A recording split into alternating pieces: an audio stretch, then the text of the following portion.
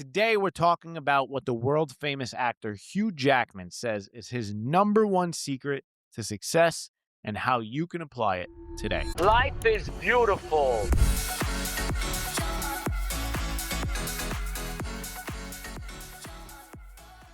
So I recently learned about this guy named Carl Lewis. Have you heard this? Do you know about this? No, I don't. Who's Carl Lewis? So Carl Lewis was a dominant sprinter and long jumper who did that stuff from 1979 to 1996. So before our kind of your time-ish, not really. 4 years old. Yeah.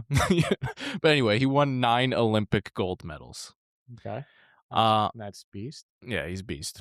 But he had a coach named Tom Tellez, and this guy is kind of famous because he noticed a really interesting pattern about this guy, Carl Lewis, and the way that he ran and why he was able to be so successful as a runner. So in the beginning of his races, he would actually be towards the back of the pack.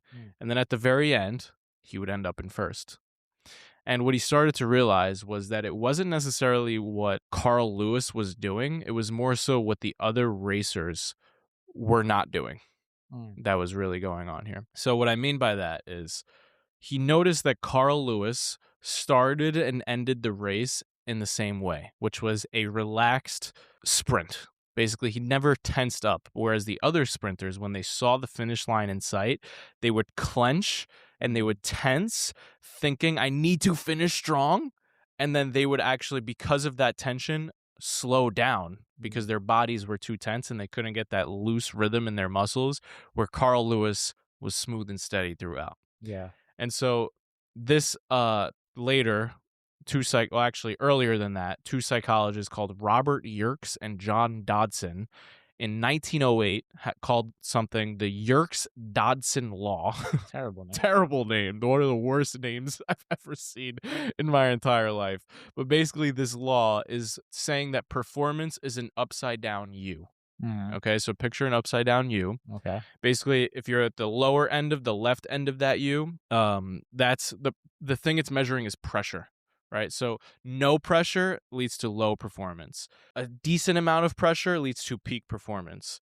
Too much pressure, you go back to the bottom of the U, leads to poor performance. Got it. And so there's a sweet spot that we're talking about here. And that's really the theme of today's episode is finding that sweet spot of strain, but flow through the strain. You know what this reminds me of? The Comeback Kids.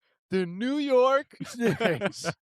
Every single episode is about the New York Knicks. Yeah, I'm sorry. The championship New York Knicks. Championship winning New York. The championship winning New York Knicks team. I wonder how many episodes we can actually tie in the New York Knicks to. But seriously, this team. Oh, their mindset was elite. This team really just had so much going for them from the mental side of things and why they won. And so where are you going with this? Where I'm going is the reason they were the comeback kids was because in the fourth quarter, when the pressure is really on for everyone else, they operated at their very best. It was like that was like a normal day in the office for them. Yeah. That's when Brunson went to work. Yeah. So the pressure didn't get to him, and that's why you look at his numbers, and it was always the best in the fourth quarter. Yeah, and it's funny that you bring him up. So his whole philosophy, and he'll say it in every interview, is I just trust the work, right? So he does all these reps in practice, all these reps in the dark, and he says when I'm on the big stage, when it's the fourth quarter, when the lights are on me, in that moment, I'm not putting any pressure on myself because I'm just trusting all of the work that I already put in. And this episode was framed around Hugh Jackman, the guy who plays Wolverine, the Broadway actor, really world-famous guy.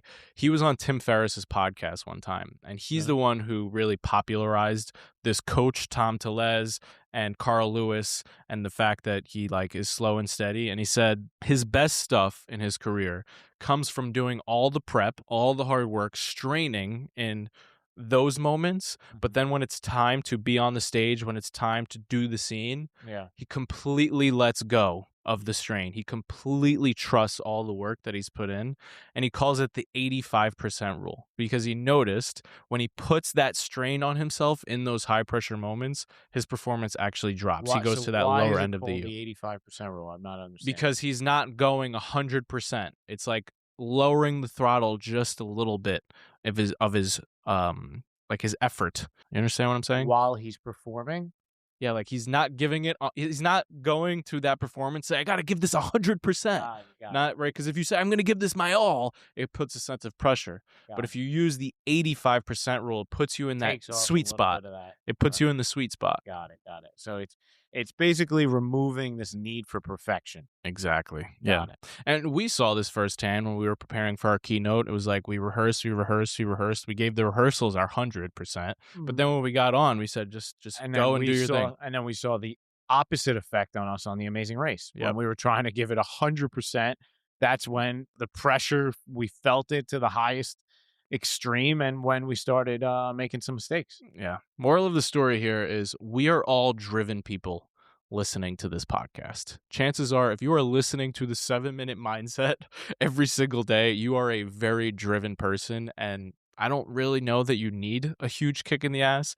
And I will assume that really what you do need is to use the 85% rule and lower the throttle, lower the pressure that you're already putting on yourself, so that you can get into a better flow. And remember, it's a marathon. But I think the really important thing, though, is, like you said, with Brunson and Hugh Jackman, it's putting in 100% of that effort into the preparation, so that when you do show up to the big stage or the game, whatever it is that you have to perform at, You could let go. you can let go of it. But it is putting that 100% up front so that you can get to that mindset. I agree. I like that caveat. Yeah. All right, let's wrap this up with a call to action. We're going to go with back-to-back body scan call to actions today, but this time, instead of naming an emotion, what we're going to do is release all the tension in our body so that we can get into that 85% zone, that flow zone. I like it. All right, so let's start once again at the top of our heads, the crown of our heads, and let's move down our attention to the face. Let's loosen any tension we feel in our forehead. Just let the forehead relax. Let your eyelids relax. Let your cheeks relax. Let go of any tension you're holding on in your face. Let your jaw drop and relax. Let your shoulders drop and relax. You can start to slow your breathing down, being aware of the in-breath and the out-breath.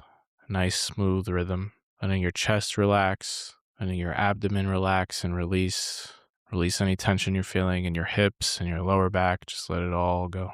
Letting go of any tension in your thighs, your hamstrings. Just imagining if your muscles were a fist, they are unraveling. Letting go of any tension in your calves, soles of your feet, your toes, just letting go. And when you're ready, you can open your eyes. That was nice. Very nice. Feel cool, calm, and collected. And ready to perform at the peak. All right. Well, let's record the rest of these episodes in peak state here. Thanks for right. hanging out with us. Love you.